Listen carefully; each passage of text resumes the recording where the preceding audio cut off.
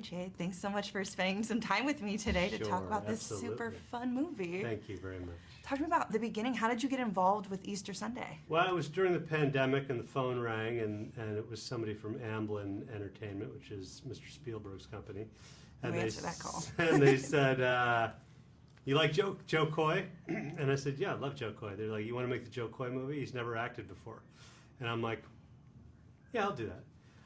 And so a month later, I was in Vancouver, and I still hadn't met Joe Coy. And I got there, and you know, he was a big fan of the films I've made, and I'm a big fan of his stand-up. And he's got a lot of charisma and a lot of ability to sort of transform himself into the various sort of characters he plays, including his mother, of course. And I thought that ability and that charisma will likely translate into being a good actor too. And I said to him, you know, we got to make, because it's you and because it's me, we got to make a funny movie that works commercially and that people are like, that's a funny movie. And then we'll cast Filipino-American comics in it and some Indians. And, you know, that part will be advanced by the we made a good movie part. Absolutely. You know, so that was the goal. And as an actor and a director, I love that you love to put yourself into these projects. Was your agent character based on anyone in your real life? You know, that my agent called me when he saw the film, and he goes, do I hang up on you? And I'm like, you don't. It's not you. It's one of your colleagues. So one of the writers is named Kate Angelo, and she has an agent that she's convinced hangs up on her out of the blue. She's like, he's at his desk, and he claims he's on Mulholland. That's amazing. But who knows? Kate's a little troubled. I love it. When you're acting in a project and directing it, do you find it more difficult? Would you rather just stay behind the camera, or do you like to do both? You know, I always say acting and directing in the same thing ruins two perfectly good jobs. But I luckily this time, I waited till we scheduled me on the very last day.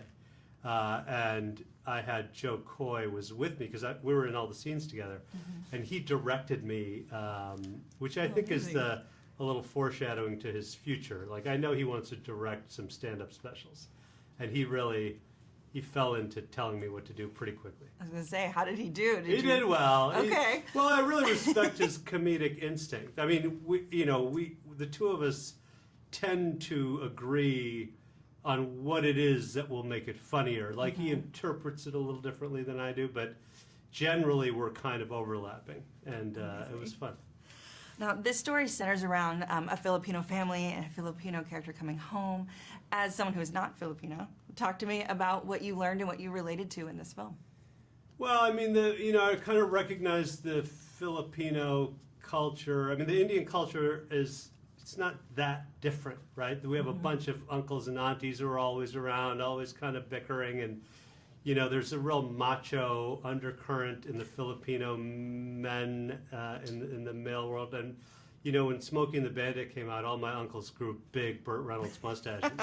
So it's a similar kind of thing, and it's all centered around food. And you know, they came over to America at similar times in the 70s and 60s, sort of thing. As a father of 3 teenagers, this is a story also of someone coming back home. Does this hit you a little differently, knowing that your kids are about to leave the nest? You don't really realize that they're about to leave the nest. It's you know, my daughter just did a program in New York City for Sotheby's, and I was like, she's been gone for 2 weeks.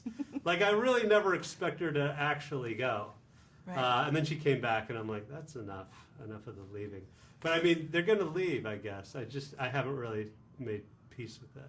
I don't think parents ever do. Yeah. Did you have a favorite scene that you directed? Yeah, I mean, I liked the dinner scene in particular because by then everybody knew, you know, you knew what the characters were by then, and so we could just sort of give each one like 2 or 3 good jokes, and then you'd have this sort of circle of funny going around. I really kind of enjoyed that. And I also really loved the Lou Diamond Phillips scenes because I like that Lou understands comedic rhythm, and he understands the pace at which it has to go.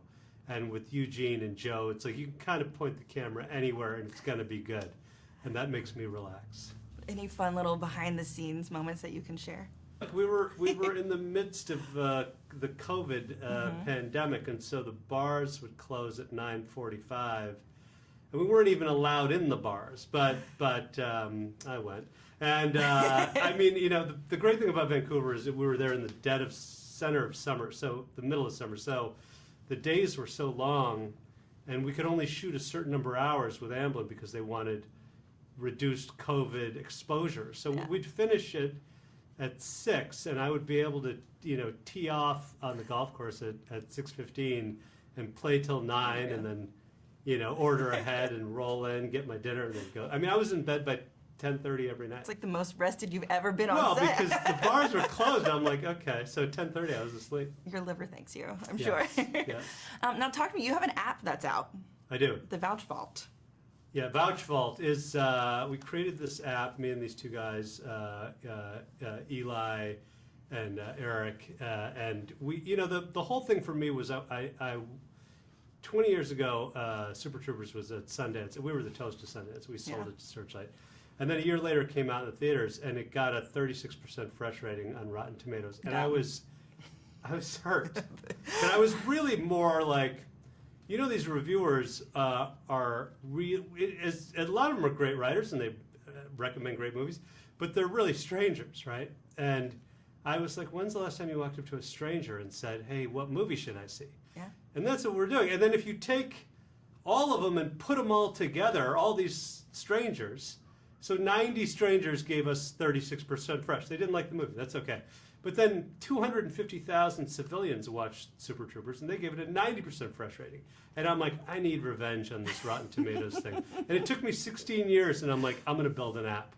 And I started building this app, and then I connected with these guys, Eli and Eric, and we built what is basically the Instagram of recommendations. And so if you come to my page and you follow me, you download Vouch Vault on Apple Store or the Android Store, and you follow me, you'll see that I like Reservoir Dogs, you'll see that I like the Rolling Stones, you'll see that I like the show The Offer, you'll see that I like the Tesla car, this Italian restaurant in West Hollywood, this bike tour in Paris, like all the things I love. Because really, like, you don't go to dinner parties and say, hey, what sucks? What shouldn't I see, right? You say, what's great? So this is a thing to just capture all the things you love. And, you know, it also captures the old stuff. Because we don't have DVDs, we don't have records, really, we don't have CDs. Mm-hmm. It's all just whatever the streamers put up on the page. And now it's like, well, I like this B-52s album. And my kids can go, oh, what is that? And you click a link, and there it is. And if you haven't tried it yet, for example, if you've never seen Reservoir Dogs, let's say, pretend, you can click a button, and it'll go into your Tri-Vault. And then on Friday night, when you're like, what should I watch? You go, oh, Reservoir Dogs. You know, it's just a list of stuff you want to try. That's awesome. Well, I have a list for you if you're down. Let's go. Of things that you vouch for or you don't vouch for. Okay. Okay, they're themed, nothing controversial, I promise. Are you ready? I like controversial. Joe Coy's acting skills.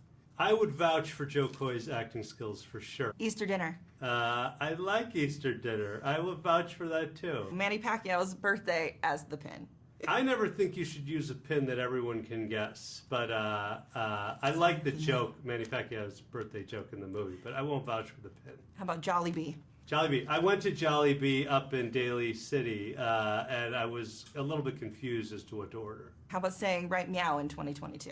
We came up with that joke, right meow, and it's really stood the test of time. I've seen people with T-shirts on it and posters and coffee cups, and got to vouch for that. And then I think this might be the most controversial one. It's my last one. Pineapple on pizza. I'm from Chicago, so we don't eat pineapple on pizza. It is an absolutely no. We don't vouch for it. Perfect. Amazing. Thank you so much. Thank you.